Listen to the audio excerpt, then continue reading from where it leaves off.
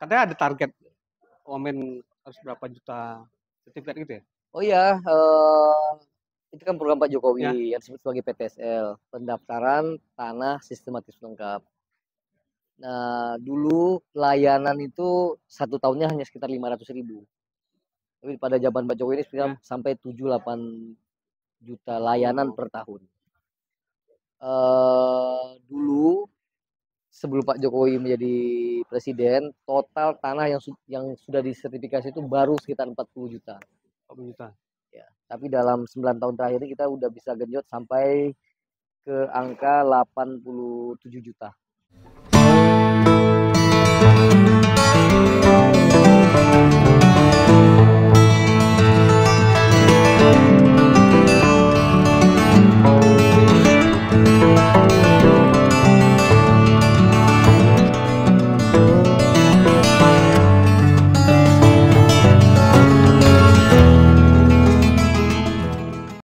Assalamualaikum warahmatullahi wabarakatuh, Sobat Inomek. Kali ini podcast Inomek TV bersama Bro Wamen. Apa tuh nih? Lagi Bebas. kunjungan ke Pekanbaru.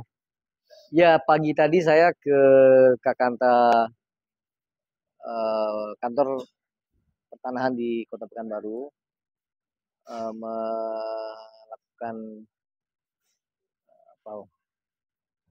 pendalaman ya, melihat 2 layanan. Pertama pelataran. Pelataran Itu pelayanan pertanahan akhir pekan.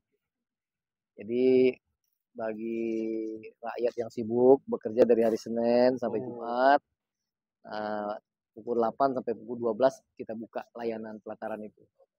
Tapi itu harus pelayanan personal, jadi bukan PPAT ya. Jadi kalau DD langsung, jadi bukan pakai mungkin calo atau lewat PPAT. Jadi langsung datang, insya Allah kami layani. Itu udah tadi drive thru. Jadi setelah layanan selesai, nanti ada WA yang dikirim bahwa sertifikat Bapak Ibu sudah jadi. Ya. Nah, kemudian langsung bisa diambil melalui drive thru, jadi nggak perlu ngantri lagi. Cukup dari mobil, kayak kita beli McD atau KFC, langsung diambil.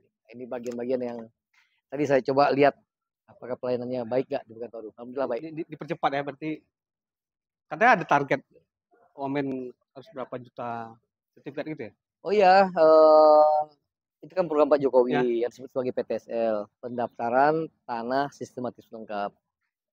Nah, dulu layanan itu 1 tahunnya hanya sekitar 500.000. Tapi pada zaman Pak Jokowi ini sekitar sampai 7-8 juta layanan per tahun. Dulu sebelum Pak Jokowi menjadi presiden, total tanah yang sudah disertifikasi itu baru sekitar 40 juta. 40 juta. Ya, tapi dalam 9 tahun terakhir ini kita udah bisa genjot sampai ke angka 87 juta. Ya, jadi naik signifikan. Ya. Bahkan yang dalam bentuk PBT, peta bidang tanah, sekarang udah sekitar 107 juta. Jadi insya Allah di akhir masa jabatan Pak Jokowi yang kurang dari setahun lagi, ya, Oktober, 126 juta itu mungkin tidak selesai, ya, tapi hampir semua tanah lah di Republik ini akan selesai, dan siapapun yang nanti akan menjadi presiden tinggal menyelesaikan PR yang tidak terlalu banyak lagi. Berarti walaupun ganti presiden, diupayakan masih bisa jalan? Oh, mesti, saya kira ya, siapapun presidennya, tapi tentu masing-masing presiden punya kebijakan, tapi saya kira ini program yang baik sekali ya. Kan dengan sertifikasi itu ada kepastian hukum, mengurangi sengketa pertanahan. Yang kedua juga dengan sertifikasi kemudian ada menjadi produktif kan, bisa menjadi hak tanggungan, pinjaman ke bank. Ini kan luar biasa. Roda ekonomi bergerak dengan proses sertifikasi ini. Baik. Ini Pak Wamen katanya mau ke parlemen nih, gimana? Ya, saya diberi amanah untuk maju dari partai saya, Partai Solidaritas Indonesia, maju menjadi caleg DPR RI dari Riau 1. Riau 1 itu 7 kabupaten kota. Riau, Dumai, Bengkalis, Rohil, Meranti, dan Siak. Ya, Pengaruh ya. Ya. Ini kira-kira gimana kansnya? Ya, ini bagian dari usaha. Ya. Ini pengalaman pertama saya menjadi calon anggota legislatif. Meskipun saya udah 9 tahun ini mengurusi politik, dapil saya dapil nasional, banyak dapil yang saya urusi, tapi sekarang saya coba masuk ke dapil yang spesifik, jadi dapil Riau 1 ini.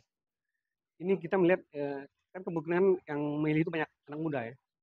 ada juga yang apatis tuh. Gimana tuh untuk bergerak ke TPS mereka? Ya pertama, sebuah fakta yang tidak bisa dibantah bahwa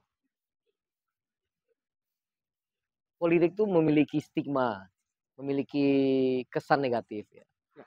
Saya kira rakyat juga tidak bisa disalahkan. Ya. Karena faktanya memang banyak partai politik yang tidak perform, banyak politisi yang tertangkap korupsi, Ya. tidak amanah, dan membuat banyak hal yang bersifat negatif sehingga kesannya negatif. Tapi bagaimanapun pemilihan presiden, wakil presiden, DPR, bupati, wali kota itu melalui jalur politik gitu. Ya, harus. Jadi pilihannya adalah kita mesti mau nggak mau terlibat tuh gitu. Memilih bukan yang terbaik dari yang terbaik, paling tidak yang terbaik di antara yang buruk gitu.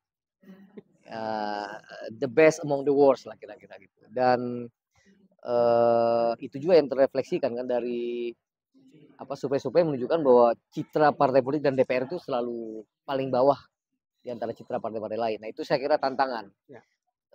Pemilihnya banyak anak muda, Ya. 60%. Ya saya menghimbau kepada kesempatan hari ini, masa depan Indonesia itu ya tergantung kepada anak-anak muda Indonesia sendiri.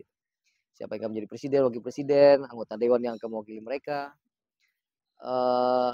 Itu kan 14 Februari, Ya, hari kasih sayang. Ya. Kita harap selain hari kasih sayang, tapi juga kasih suara kepada partai yang pas, yang cocok, juga kepada kandidat yang pas, yang cocok. Ini kan banyak sekali muda tuh. Gimana himbauan lah bagi komen lah? Ya saya kira suatu yang positif ya. Selama ini anak muda menjadi objek politik, ya. Sekarang mereka sudah mulai menjadi subjek politik, ya. Tidak hanya sekedar dipakai dan tanda kutip untuk mobilisasi massa, tapi mereka juga mulai aktif ya terlibat di politik.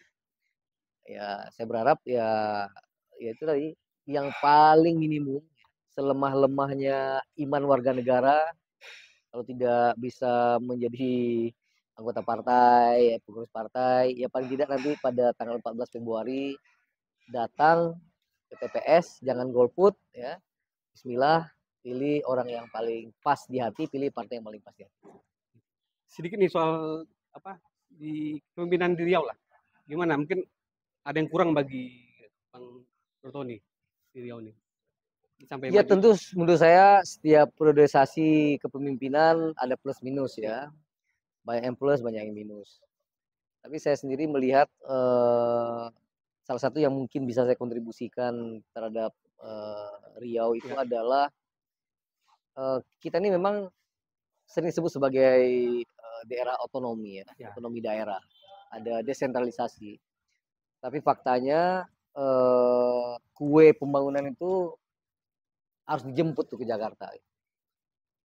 Tidak boleh pasif ya. Dan oleh karena itu saya kira dengan pengalaman saya yang memang banyak bergelut pada level nasional ya, kenal dengan teman-teman pengusaha, dengan teman-teman di birokrasi, saya kira saya berusaha menjadi jembatan lah ya, yang dapat menghubungkan antara apa yang kita butuhkan di sini di Riau dengan potensi apa yang bisa digali dari pendanaan ya, kolaborasi dan kerjasama dengan pemerintah pusat. Baik, cukup lah. Ya. Mungkin ada closing statement dari Bro Tony buat masyarakat Riau khususnya. Ya, saya hanya menghimbau pada tanggal 14 Februari sekali lagi adalah hari kasih sayang. Kita kasih sayang, tapi kita juga kasih suara kepada orang yang pas, kepada partai yang pas, ya, pada calon presiden, wakil presiden yang pas. Ya mudah-mudahan Raja Julian Tony Dapil Riau 1 dianggap yang pas untuk mewakili Riau. Terima kasih. Baik, Sobat Ngomek, terima kasih. Terima kasih Pak Bro Wamen. Terima kasih banyak. Thank you. Podcast saya disponsori oleh Tiki, hanya satu tulang kilat. Wassalamualaikum warahmatullahi wabarakatuh.